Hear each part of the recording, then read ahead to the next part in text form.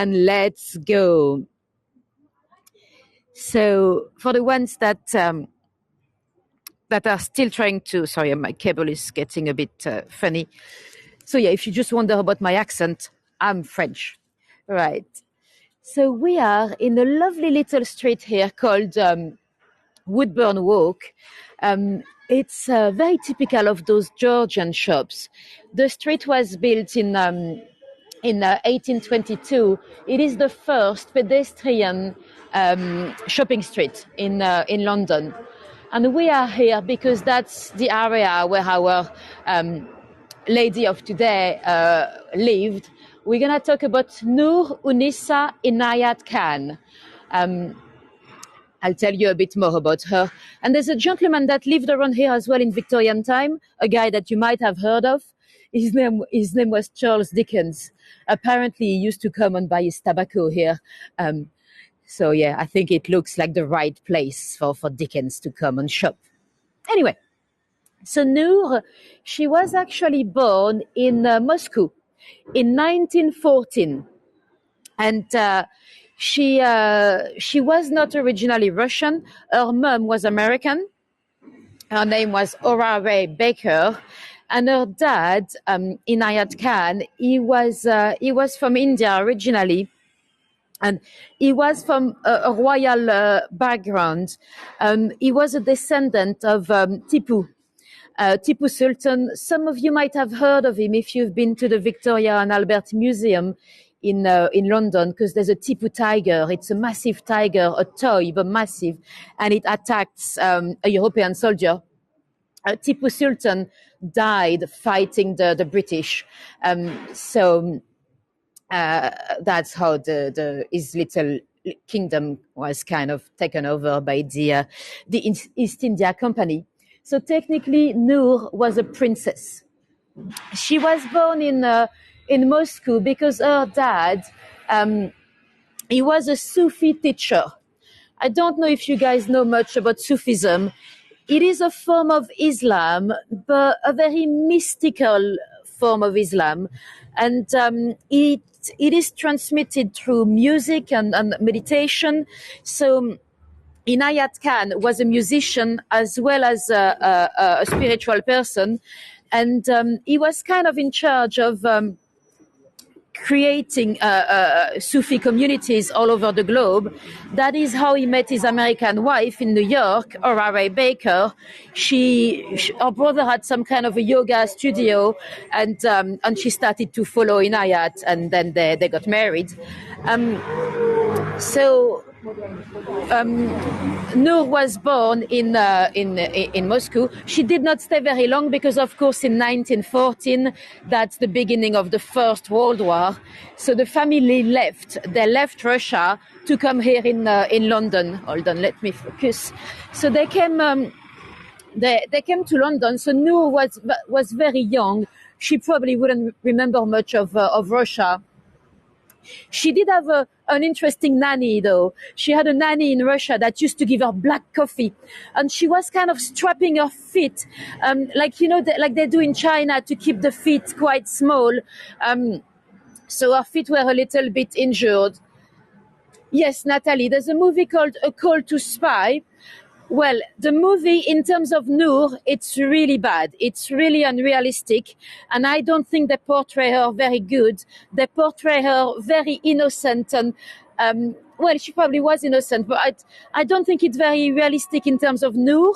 But in terms of Virginia Hall, great movie.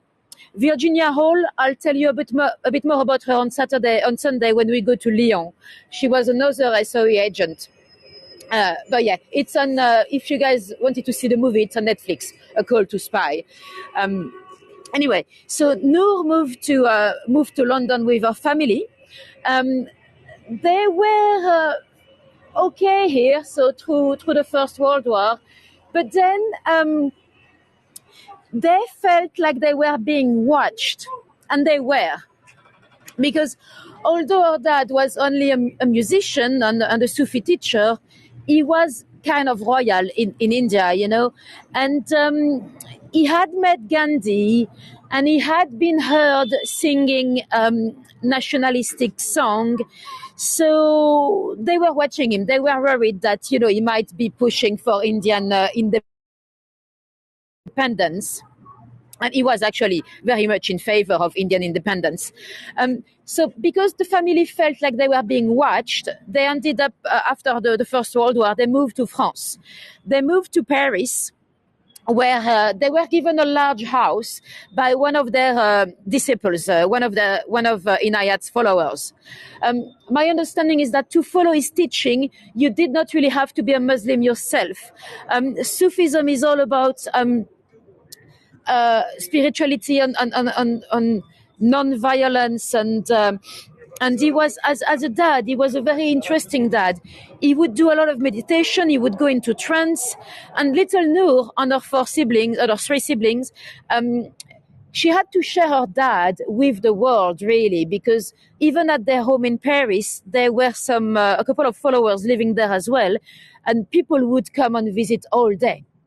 And when they were playing in the garden with their dad was teaching them a virtue a day. So patience, whatever it might be. And sometimes when the kids were being a bit naughty, Daddy would set up a trial in the garden, and he would teach them not to denounce each other. And so yeah, she would have had a very spiritual upbringing. All the family, they were all into music. Was she in an episode of Doctor Who? Oh, I didn't know. Oh, interesting. So they were, as she lived in Paris, so although her mom was American, they very much grew up in an Indian culture. They would speak English at home, but of course she went to French school. So she learned French, and she developed a very good French with no accent whatsoever. So that would come in very handy in the future. Let me cross. And when she was young, let me show you a photo of the family all together. Where are they? So that's the family there. Noor is the biggest one of the kids. She's the one on the left. When she was 12, her dad, Inayat Khan, decided to go back to India, and the family stayed in France, and he got sick and never came back from India. He passed away. Noor was then 13 when he died, and her mom, she was now called Amina. She had kind of renamed to sound a bit more Muslim. She never recovered, really. She went into a very deep depression. She was isolating in her room, and Noor had to kind of take care of her little siblings. And let me show you.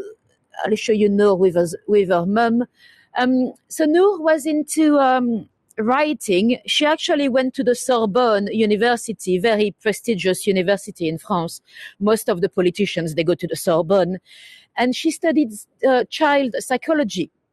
She became a writer, and a fairly successful one. She was writing kids' stories. She was actually published in the Sunday edition of Le Figaro, a French newspaper. She was sometimes on radio. So quite a successful children writer.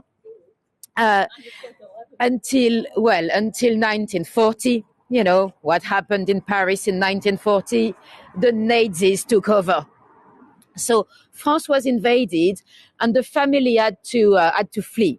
They left the country. They went down to Bordeaux. South of France was still free to jump on a boat to come back to London. See, we can see the street is Georgian because we've got some of those coal delivery. So this was for the coal. You know, when people used to use the coal to warm up their homes, they did not want to bring the coal through the main door to not get anything dirty. So they used to deliver the coal inside those little thing. And we've got one of those boot scrapper as well. If you came back with your dirty boots from your horse, you could clean your foot on this one. So the family moved here on that very street. I'll show you where exactly. And Noor really wanted to help the war effort. She really, first, when she was still in Paris, she actually had a Turkish Jewish boyfriend. They were engaged, but the family was quite strongly against it because well, she was not really expected to work. They kind of imagined that she would marry a wealthy a wealthy Indian, and that she wouldn't have to work or anything, but she wasn't gonna let them choose for her.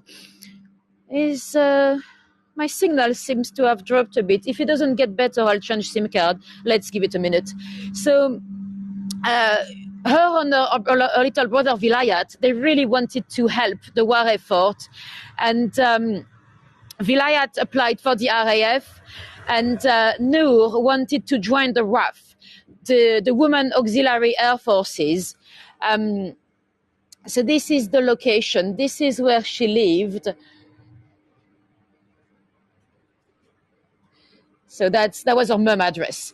You know what? I'm just gonna change SIM card. Yeah, is that okay? Give me 1 minute. If I don't come back, just refresh, because I'm not happy with the signal on this one at the moment. Bear with us. I'm just gonna where is it? Right.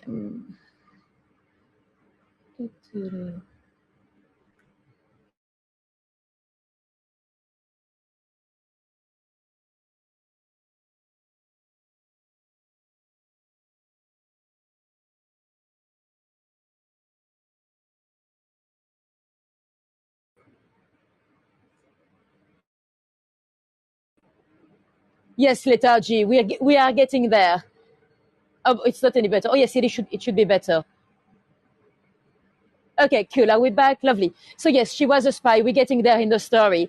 So she applied for the Women Auxiliary Air Force, and at the time, Churchill wanted more ladies to do the jobs. Any job that could be done by ladies had to, because they wanted. James wants the address. Let me double check the number on the door.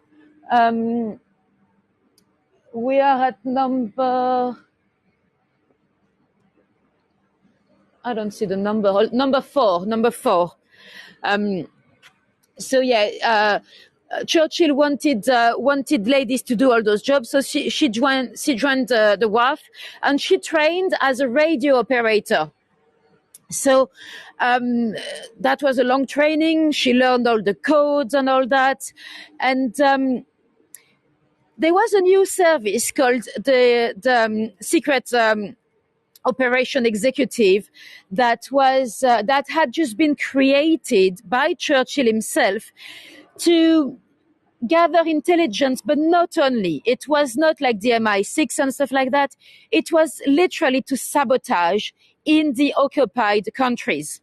So they wanted to create a network of sabotage inside occupied France. And they had been watching Noor because, well, first, training a radio operator took a while, and she was already trained with the Women Auxiliary Air Force.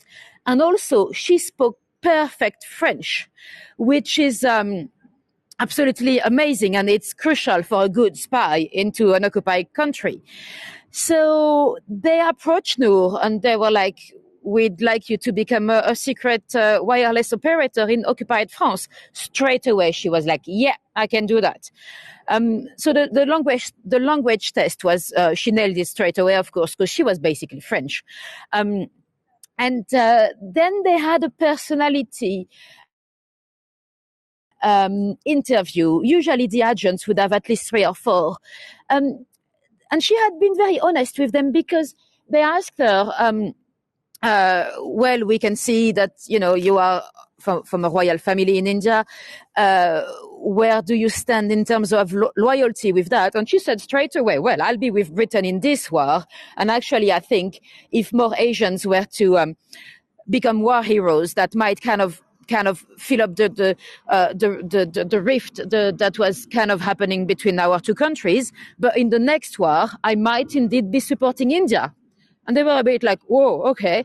She had been very honest, but she hadn't been told by her dad that she should never lie, which is not exactly great for a spy, because you do have to lie when you become a spy. And they decided to go ahead with her anyway. She had a lot of the qualities wanted, for a spy, and and she was perfect in terms of language and radio skills. So she went to a spy training where you had everything you can expect from a spy training. She was trained how to fight, how to use guns. She did not do the parachute training because she was not suitable because of her feet, probably because of what the Russian nanny had been doing to her feet.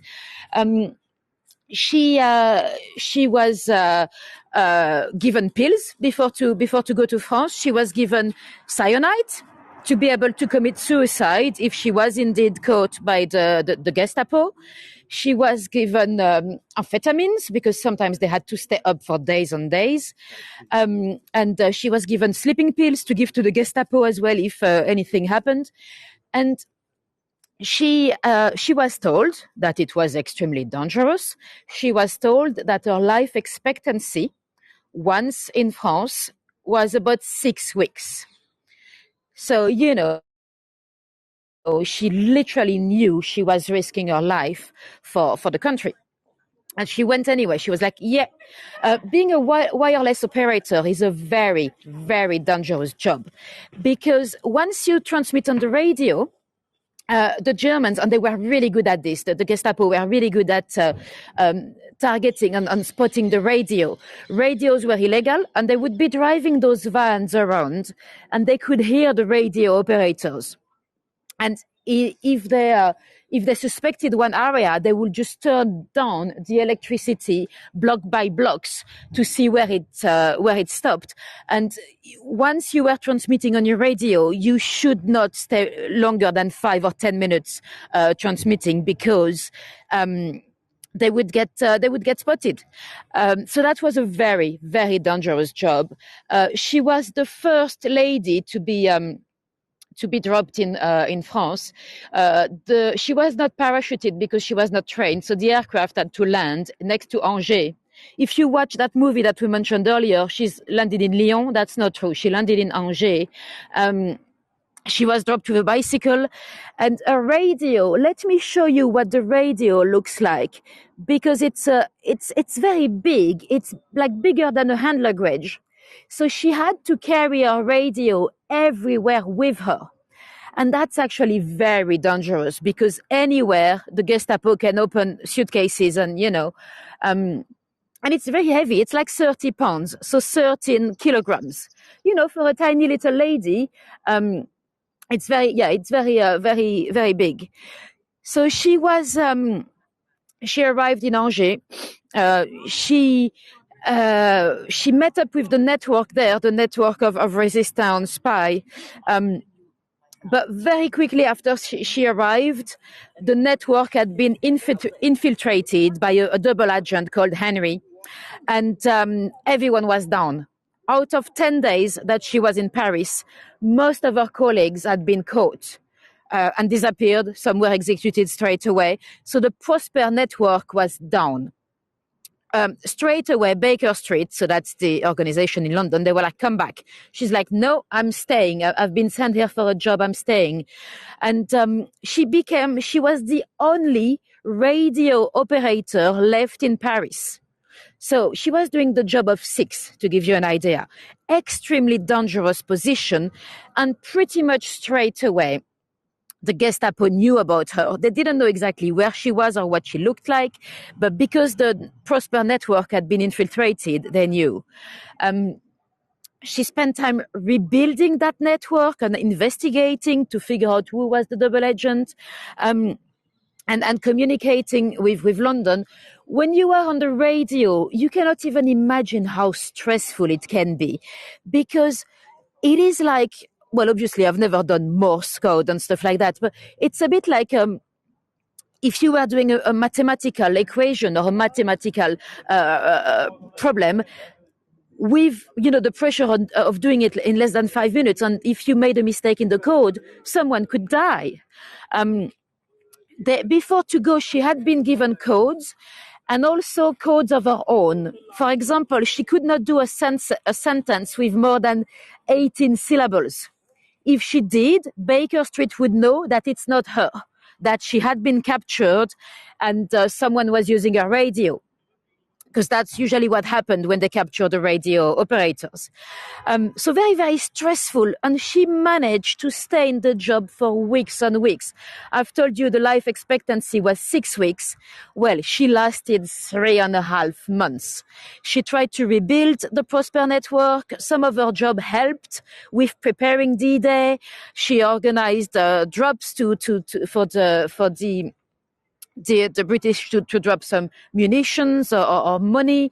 And she escaped. She had a few very, very narrow escapes. One of them, she was in the underground, in the metro in Paris, with her big suitcase, a radio, when the Gestapo officers were like, "Mademoiselle, open this. Mademoiselle, you open straight away." So she opens it. And then they're like, "What's that?" And she's like, "Oh, this is a cinematographer. Look, cinematographer. If I do that, the light goes." And the SS officers, they didn't know any better. They had never seen a cinema projector or anything like that. So they just believed her. She looked so innocent. She was probably not what you'd imagine of a spy. And actually, even at Baker Street, before to be sent, some didn't think she could be any good. She thought she was too innocent and she didn't want to lie. Some of her reports were great, but some of her reports said she was not overburdened with brain and that she was studious more than smart. So, and it turned up that she was just amazing. So yeah, she got away with it that time. Then she had to keep moving addresses because she could not transmit from the same place too often. She moved into a flat that the building was full of SS officers. And those radios, not only they are heavy, but you need to put the antenna about 17 feet high. And she was busy trying to put her antenna in a tree when an officer came and he's like, "Mademoiselle, what are you doing?" And she says, "Oh, I'm ever so sorry. And I know I shouldn't really be listening to the radio, but it is war. To forget the war, I need to listen to my jazz." And then the officer was, "Okay, I'll help you then." So basically, a German officer helped her set her radio, the aerial, in a tree, which is quite amazing, And then she transmitted anyway. So she was amazing. And very sadly, she was betrayed. We think she has been acquitted since because there were not enough evidence. But the sister of one of her colleagues, another agent, a lady called Renée, she was paid by the Gestapo. She gave her address. We think that's only jealousy. We think there was another agent called Anton that might have had a little crush on Noor. And we think that Renée was just jealous. So she went to the Gestapo and she was like, "I know a British agent. Here is her address." And she got paid a few 100,000 francs, but that was nothing. That was like a tenth of what the Gestapo would usually pay for a British agent. So there she is. That's her statue. So one of the SS officers was waiting for her in her flat. They fought, and she was captured anyway. She was taken to Avenue Foch, that was the Gestapo office in Paris. And first, with the Gestapo interrogations, they always tried to be nice, the Germans. They pretended that they knew everything, there was no need to lie, and they should be nice and tell them everything. They had a radio and they had a little book with her codes. And she had also filed all the messages that she had sent to Baker Street. She should not have done that. But that was a misunderstanding. Through her training, she was told to file the messages carefully. They meant don't keep them, or if you do it very carefully. And she believed she was meant to file them. Anyway, a little mistake. And when she was interrogated, first they tried to be nice with her. So she was like, "Oh, can I take a bath? Can I use the bathroom? I just need a little bath." And they said yes. So she went in the bathroom, she started to run the water, and she escaped through the window. She jumped off the roof and then she was caught. So she had already tried to escape once. They caught her back. And then, of course, she was interrogated, tortured. She did not give out any name. Baker Street never expected their agent to be silent. They knew that if they got caught, they'll be tortured. They only expected them to last 48 hours. So that would give time for the agent, for the rest of the network to realize what was happening and for them to move to different addresses or different identities and all that. Noor said nothing. She resisted torture. She resisted everything. She did not say anything. She might have spoken a little bit about her private life, stuff that she didn't think they would ever use for any reasons. And then, as she was still locked into Avenue Foch, it's not a very secured prison. She actually communicated with other agents next door by tapping codes on the wall. She was tapping Morse code. And one other agent, his name was Jack Starr, he managed to steal a screwdriver, and they were hiding it under the bathtub, under the sink, every day to loosen the bars. And eventually, one night, they managed to escape. 3 of them, 3 agents. They jumped on the roof, and by just sheer coincidence or bad luck, the RAF bombed at the same time. So the sirens went out, and the Gestapo went to check in all the rooms, and they realized they were not there. They ran on the roof, and they were caught just an hour later.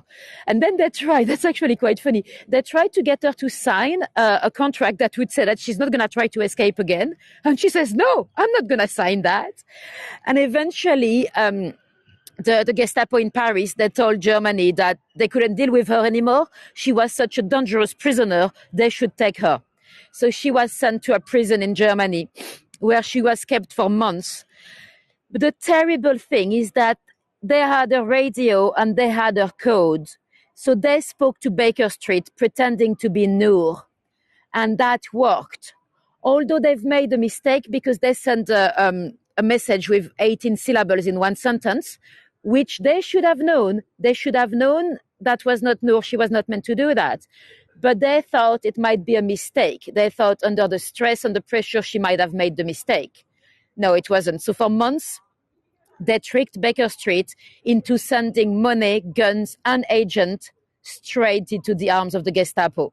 So that's really sad. It is also a bit controversial. Some, a lot of those files are still kind of locked.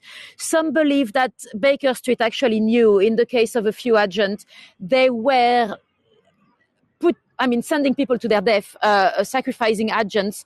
So the Nazis were distracted and they would think they're winning when actually they're not. So, we don't really know when exactly, but we think Baker Street realized months later in June 1944. And by then, the Nazis had given up with her. They knew she was not going to say anything. In prison, would you believe, in a very secure prison, she was kept in one room. She was chained. She couldn't. She was chained, probably naked. She was being fed on little bowls of potato peel soup.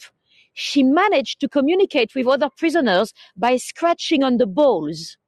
And that would sometimes take weeks because sometimes the ball would go through many different prisoners before to come back to her. But that's how she kept informed of the advances of the RAF and stuff. So quite amazing. But unfortunately, I think it's in September 1944, they decided that they were not going to get anything out of her. After she was moved to Dachau, a concentration camp, where she was, abused, potentially sexually as well, at least according to one report. And one morning she was taken out next to the crematorium and she was shot. Apparently, as she was being shot, her last words were liberté.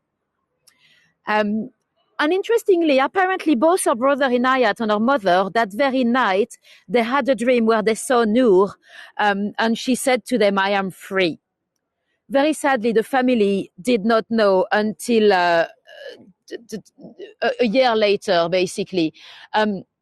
After the war, a lot of those prisoners, there was no record or anything of what happened to them. And the lady that hired Noor, her name is Vera Atkins. She's also featured in the movie Call to Spy. She made her life purpose to find out what happened to those agents that never came back. Out of the 39 ladies that were sent by the SOE, little squirrel, 13 did not come back. They have a plaque in St. Paul's Church in Knightsbridge. But Vera Atkins went into Europe. She went to investigate into those territory to find out what happened to her agents. And very sadly, she found out what happened to Noor. So I can imagine for a year, her mom would have been coming here into this garden, having no idea what happened to her daughter. And eventually they found out at the end of 1945. So yeah, very sad story. An amazing, amazing lady, not only was she a young, innocent girl, not only was she a Muslim, so we don't have many Muslim ladies that have become such heroes of the war. And let me have give. I've well, never mind. I had brought her a flower, but I think I think I've lost my petals. So, well, never mind. It's the intention that counts. Here was my flower. I think it's when I cycled on my way. There's not a single petal left on my flower. Anyway, amazing lady. If you wanted to find out a bit more about her, there's a biography. Well, there's a few, but the latest one, it's from the lady that wrote Victoria and Abdul. You might have seen the movie, very funny movie.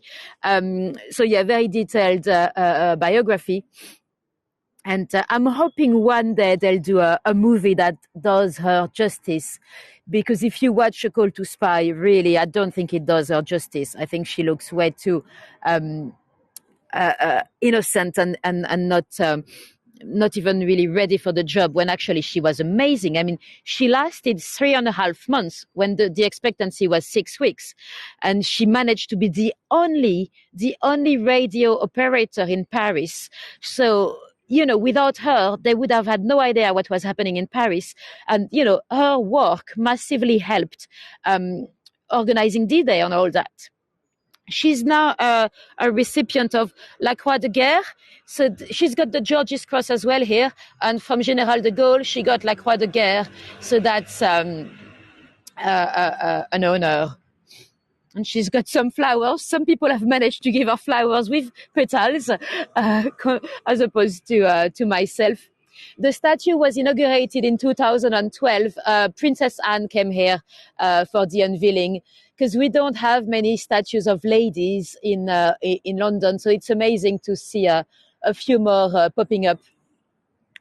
And if you want to see more ladies' statue, tomorrow we'll feature 2, because tomorrow we'll speak about the suffragettes. Anyway, that's going to be the end of the tour. Let me see if there's any questions. Let me know if you have any questions for me.